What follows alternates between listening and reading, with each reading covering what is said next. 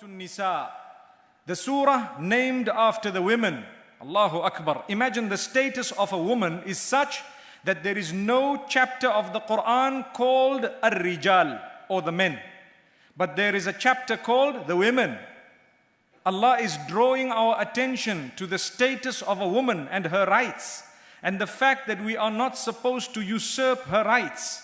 She is the one who gave birth to us. Listen to the opening verses.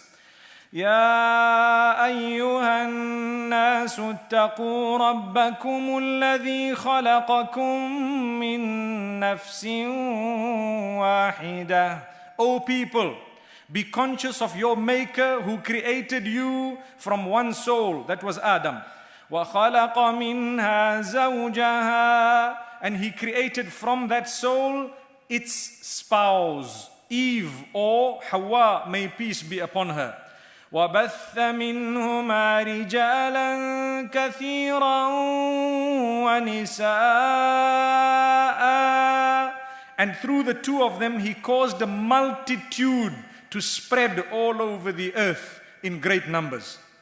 وَاتَّقُوا اللَّهَ الَّذِي تَسَاءَلُونَ بِهِ. Be conscious of Allah, through whom or with whose name you ask one another. You use the name of Allah when you want people to believe you, when you are serious. You use it with very, very high regard. We ask Allah subhanahu wa ta'ala not to make us from those who use His name when we are lying. Allah subhanahu wa ta'ala mentions in the Quran this verse.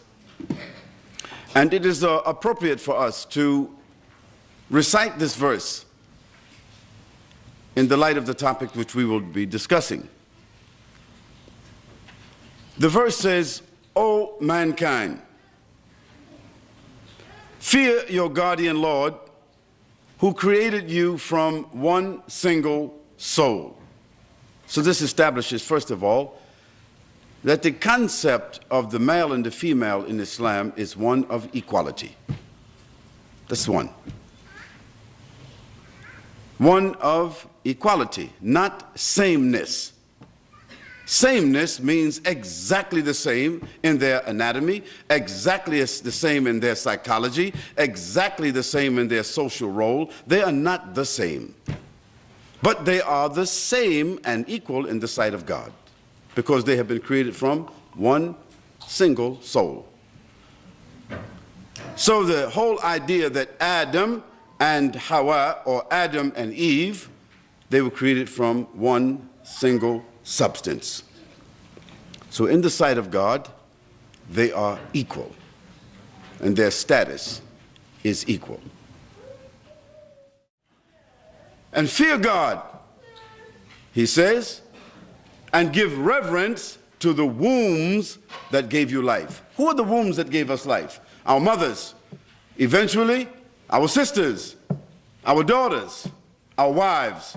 So God is adding something special to this verse, telling the men, give a special reverence, give a special sensitivity, give a special position to the wombs that bore you life. So therefore, this is consistent that the Prophet ﷺ was asked by a man one day. He said, O Messenger of Allah ﷺ, which one of my parents should I give more reverence to?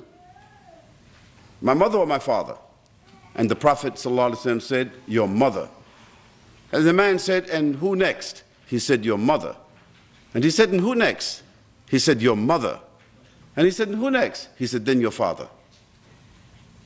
Here the Prophet ﷺ was trying to say to this man, on a basis of reverence and respect, your mother, your mother, your mother. And in another place, the Prophet ﷺ said, although many of the muhaddithin, they said this is a weak hadith, he said, paradise is at the feet of your mother. That means serving your mother. You want paradise? Serve your mother. He didn't say paradise at the feet of your father. He said, serve your mother. So here we have the sensitivity given by the Quran itself, by the Prophet ﷺ himself, the reverence and the respect that must be given towards the women. And this is why Allah subhanahu wa ta'ala says, Inna Allah kana alaykum raqiba. It is for this reason Allah subhanahu wa ta'ala says Indeed, Allah is ever watchful over what you are doing. He watches, He takes record, He knows what you are doing. Don't think you can hide behind closed doors to oppress the women. No, Allah knows what you are doing. Allah listens, Allah watches, and you pay for the evil you've done. May Allah protect us. And this, we start off with it because to achieve peace, we need to understand the status of our mothers. We need to understand the status of our sisters, our spouses, our daughters. If we don't, how would we be able to achieve peace, my beloved brothers? May Allah subhanahu wa ta'ala grant us goodness. This having been said, a female needs to know her status and she should not compromise it. She should understand a woman has been granted as a gift by Allah subhanahu wa ta'ala. She should handle herself in a way that she confirms she is a gift and not a means of earning punishment and anger. May Allah subhanahu wa ta'ala protect them and us all. Ameen. Do you know that in Islam, a female is a queen. She is meant to be looked after by the closest male relative. At the beginning, a father, later on, a husband, later on, an adult son in the absence of that husband, and so on. Sometimes it goes to the uncles as well. Your closest male relative will look after you, my dear sister. This is how it's supposed to be. But in order to acknowledge that a woman should not be bought and sold and not inherited and so on, as used to happen in the pagan days, Allah subhanahu wa ta'ala has made it very clear to say, acknowledge them and they have the right of ownership of their own wealth, their own. One of the issues, when you marry them, give them wealth and tell them this belongs solely and only to you. At your discretion you shall use it. May Allah subhanahu wa ta'ala bless us and grant us goodness. Sometimes we don't even acknowledge the status of our women. May Allah subhanahu wa ta'ala forgive us. The basic position of Islam is that relative to the creation of the male and the female, they are equal in their status. They're equal in their status in the sight of God, and they're equal in their status in the sight of man. No opportunities are prevented, or women are not prevented from any opportunities that are accessible to men. But we want to go back to the other statement that they are not the same. And unfortunately, although certain legislation and certain recent behaviors in the world have stretched the subject of femininity to the degree where women are forced to pronounce themselves in such a way they got to be the same. They want to do everything men can do. And then what happens? Men want to do everything that women want to do. Men want to have babies. It's crazy. Women are marrying women. And men are marrying men.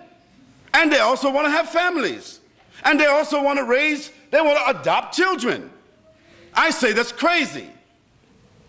We are stretching the issues.